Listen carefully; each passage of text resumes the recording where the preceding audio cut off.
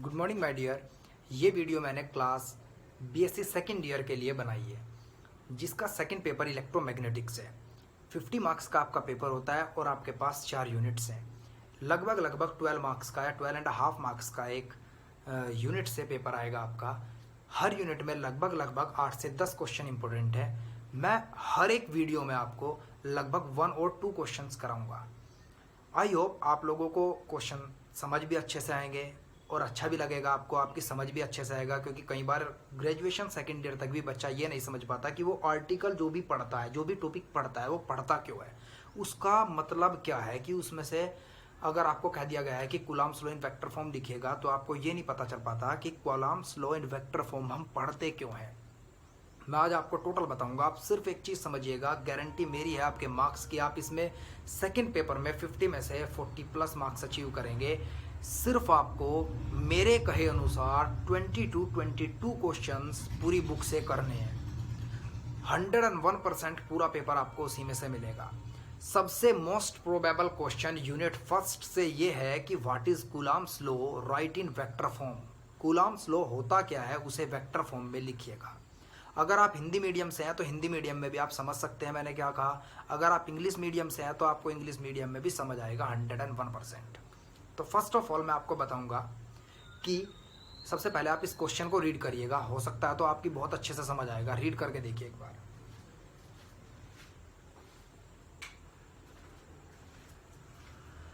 ये आपने रीड किया, what is Coulomb's law right in vector form. मैंने आपको बताया कि अकॉर्डिंग टू दिस लॉ, इस नियम के अनुसार, अगर दो चार्जेस होते हैं, एक Q1 और एक Q2, तो दोनों के बीच एक इंटरेक्टिंग फोर्स लगता है। वो अट्रैक्शन का फोर्स भी हो सकता है और रिपल्सन का, प्रति आकर्षित और आकर्षित दोनों हो सकता है। तो जो भी फोर्स होगा वो directly proportional to the magnitude of product of charges के होगा and inversely proportional to the square of distance between them, तथा वह दोनों के बीच की सेपरेशन के इनवर्सली प्रोपोर्शनल, स्क्वायर के इनवर्सली प्रोपोर्शनल होगा। तो आप इसे इस तरीके से लिखेंगे पूरी स्टेटमेंट को। कॉम्बिनेशन फॉर्म में आप इसे इस तरीके से लिखेंगे, F directly proportional to Q1 into Q2 and inversely proportional to R square. अब आप मैग्नीट्यूड भी हटा सकते हैं। जब दो चार्जेस वैक्यूम में होते हैं, तो आप क्लास 12th में पढ़ करके आए थे और आपने ग्रेजुएशन में भी 100% पढ़ा होगा कि आप प्रोपोर्शनलिटी कांस्टेंट इंडिपेंडेंट फैक्टर्स की ओर लगाते हैं। तो आप F is equals to 1/4 pi epsilon naught Q1 into Q2 upon R square लिखेंगे। अगर आप टीचर के ऊपर इंप्रेशन डालना चाहते हैं तो आप साइड में ये जरूर लिखेंगे कि ये फॉर्मूला जो हमारे पास कूलम्ब्स इंटरेक्शन का बना है, ये वैक्यूम में एप्लीकेबल है। इसके बाद आप इसे थोड़ा सा एक्सटेंड करेंगे, लिखेंगे where Q1 and Q2 are two charges.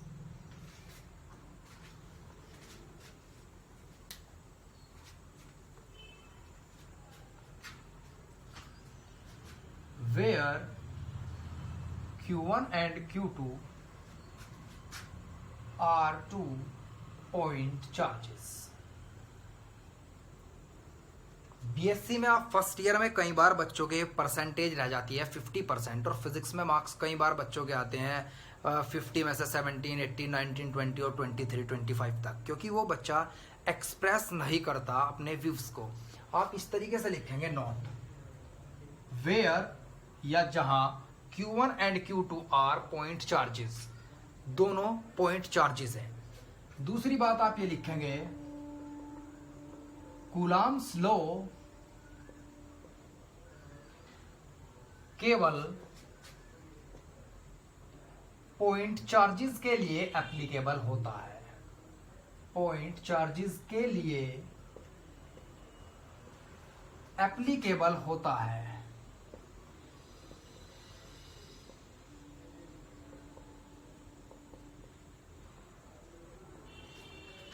ये अगर 2 मार्क्स में आता है तो वेक्टर फॉर्म में नहीं आएगा, सिर्फ आपको इतना ही लिखना होगा। अगर वेक्टर फॉर्म में भी आया तो ये पूरा 7.5 नंबर में आएगा और आप पूरा वेक्टर फॉर्म में से एक्सप्लेन करेंगे। स्टेटमेंट यहीं तक थी।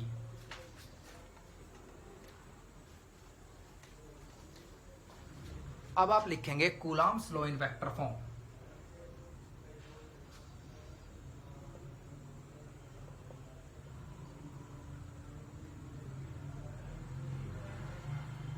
हो सके तो जो बच्चे हिंदी मीडियम के भी हैं वो भी थोड़ा सा इसे इंग्लिश में लिखने की कोशिश करेंगे, जैसे कि let us consider Q1 and Q2 are 2 point charges. आप सबसे पहले एक 3D या 2D कंसीडर करेंगे, जिसमें एक x एक्सिस लेंगे और एक z एक्सिस लेंगे और एक ओरिजिन लेंगे और एक y एक्सिस लेंगे। सबसे पहले मैं आपको बताऊंगा, आप में से कई बच्चे गुरु टू खैरा के नोट्स कॉपी कर देते हैं, कई बच्चे एक किरण पब्लिकेशन है उसकी बुक को टू कॉपी कर देते हैं। वो बिल्कुल गलत है। उसे देखते ही एग्जामिनर आपके मार्क्स डिडक्ट करना स्टार्ट कर देता है। तो आप अपनी लैंग्वेज में इसे लिखेंगे और अच्छे से अच्छा एक्सप्रेस करेंगे, आसान से आसान लैंग्वेज में। आपको पेज नहीं बढ़ने हुआ, आपको एक्सप्रेस अच्छा करना है।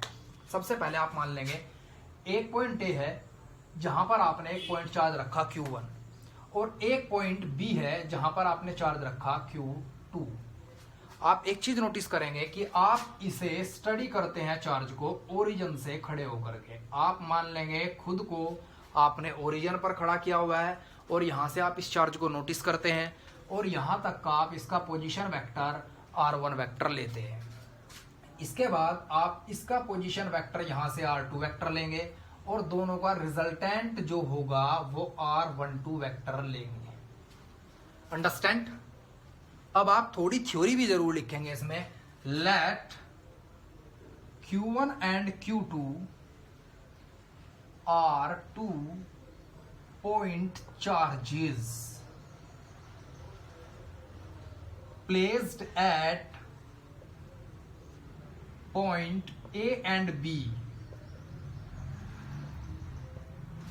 आप अच्छे से एक्सप्लेन करेंगे कि आपने 2 पॉइंट चार्जेस माने हैं, Q1 एंड Q2 दोनों पॉइंट चार्जेस हैं और दोनों एक पॉइंट A पर रखा हुआ है और दूसरा पॉइंट B पर रखा हुआ है। R1 vector position vector of Q1। UP board का बच्चा भी ये लिख सकता है आसान लैंग्वेज में कि R1 वेक्टर Q1 का पोजीशन वेक्टर है, या फिर आप हिंदी में लिखेंगे तो हिंदी में लिख लीजिएगा कि R2 vector position vector of Q2 या R2 वेक्टर Q2 का पोजीशन वेक्टर है। R12 vector resultant of R1 vector and R2 vector.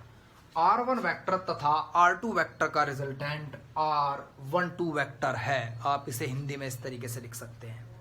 इसके बाद आप लिखेंगे यूजिंग कूलॉम्स लॉ। कूलॉम्स का नियम यूज करने पर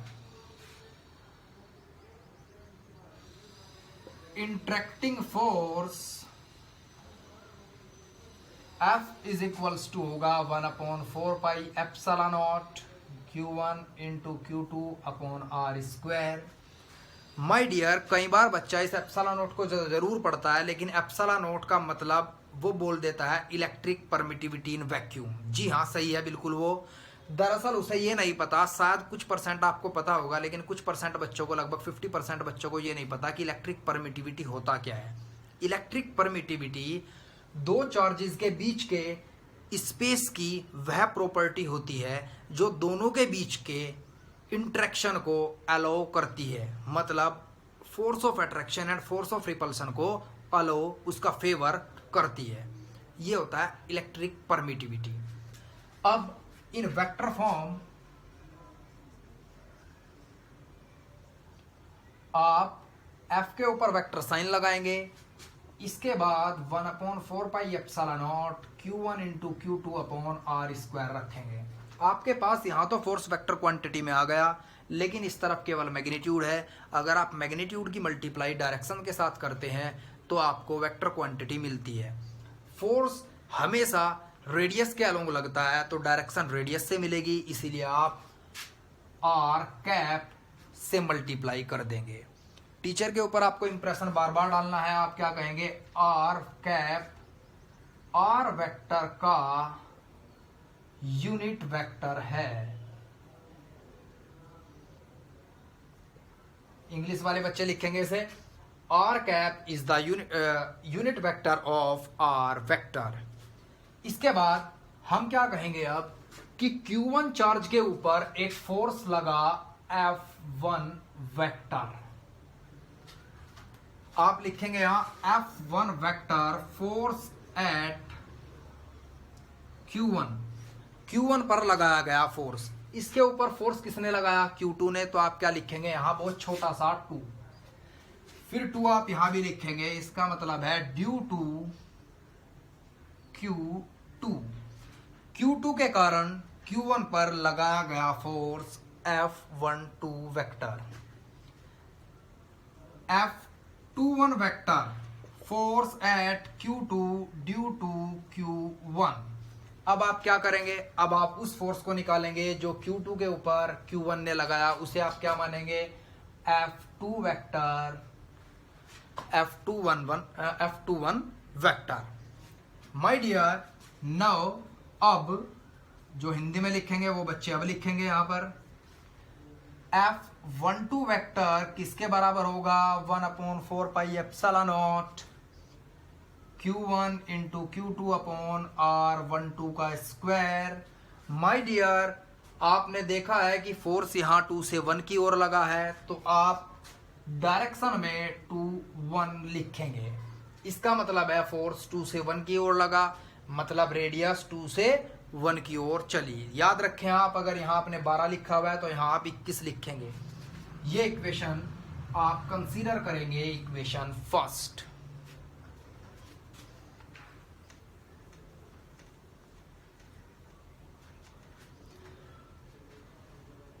सिमिलरली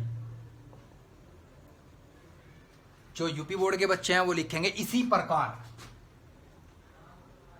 F21 वेक्टर, मतलब 1/4 pi epsilon naught Q1 into Q2 upon R12 का स्क्वायर। अब आपने फोर्स किधर से लगाया? अब फोर्स लगा 1 से 2 की तरफ, तो रेडियस आप मल्टीप्लाई करेंगे 1 से 2। यहाँ 12 था तो यहाँ 21 आया, यहाँ 21 है तो यहाँ 12 होगा। आप इसे इक्वेशन कंसीडर कीजिएगा, equation second. My dear, class 11th से हम वेक्टर पढ़ना स्टार्ट करते हैं, और क्लास 11th में हमने एक बात पढ़ी थी कि R12 vector minus R21 vector के बराबर होता है। आप ये लिखने के बाद यहां पर लिख सकते हैं from equation 1 equal to F12 vector minus F2 vector के बराबर होगा। और इसके बाद आप लिखेंगे इट मीन्स, अर्थात Coulomb's law, Newton's third law of motion को फॉलो करता है।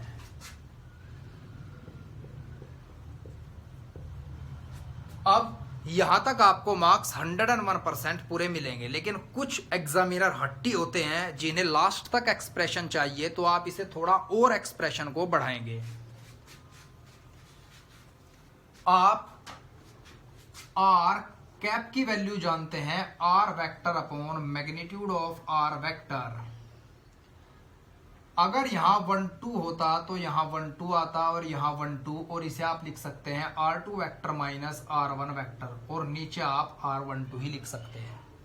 सिमिलरली इसी प्रकार R21 कैप को आप क्या लिख सकते हैं? R vector minus R2 vector upon R12। अगर आप इस वैल्यू को इक्वेशन में रख दें सेकंड में, और इस वैल्यू को इक्वेशन फर्स्ट में रख दें, तो आपके पास आंसर होगा। तो इसे लिखेगा पुटिंग इन इक्वेशन सेकंड, और इसे आप लिखेगा पुटिंग इन इक्वेशन फर्स्ट। तो मैंने ये वैल्यू यहां पर रख दी।